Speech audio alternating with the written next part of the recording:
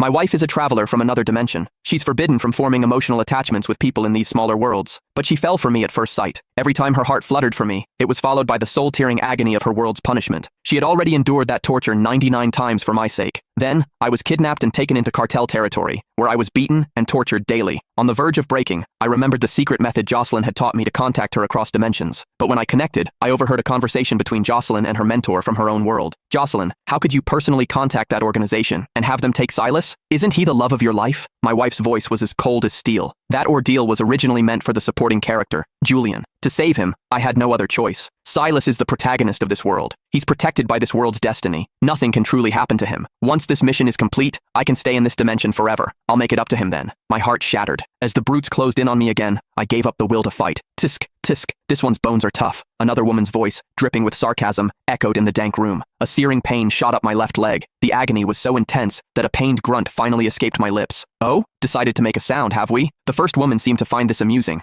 I forced my eyes open. The woman leaning over me was caked in garish makeup, her face twisted with a sick excitement. She brandished a red-hot iron rod in front of my face, then shoved it violently into my chest. Ah! I screamed. It felt like my insides were boiling, the burning sensation spreading through every nerve in my body. That's more like it. It's no fun if you don't scream, the woman cackled, satisfied. She then pressed the rod against the other side of my chest. I clenched my jaw, fighting to stay silent. I knew the more I struggled, the more they enjoyed it. All I could do was endure, praying for it to end. They'd already severed the tendons in my wrists and ankles. I was nothing but a broken toy for them to abuse. Which number is this? Have we used 8 different instruments yet? It was Jocelyn's voice, clear and crisp as always, coming through the connection. This is the 7th. Does it really have to be so exact? Her mentor asked, a hint of pity in her tone. You know Silas was the one who saved you back then. Why are you so determined to repay this debt to Julian? My eyelashes trembled. During that landslide years ago, I was the one who clawed through the rubble to dig her out. I carried her to safety before collapsing from exhaustion. When I woke up, she insisted that Julian was her savior. No matter how I tried to explain, she wouldn't believe me. It turns out, it wasn't that she didn't believe me. She was doing it on purpose. Marrying Silas already betrayed Julian's devotion to me. I don't want him to suffer through this too, Jocelyn said. If a man goes through something like this, his life is ruined. Jocelyn sighed, her voice filled with a hollow guilt. Lying on the filthy plank of wood, I laughed until tears streamed down my face. She knew this would ruin a man's life, yet she was still so heartless. She claimed to love me, but she was the one who pushed me into this hell. Did her betrayal not count? A sharp pain erupted in my abdomen. I gasped for air, but all that came out was blood. One of the men across the room yelled in panic. What's wrong with him? Is he dying? Her mentor's voice grew tense. Jocelyn, Silas is fading.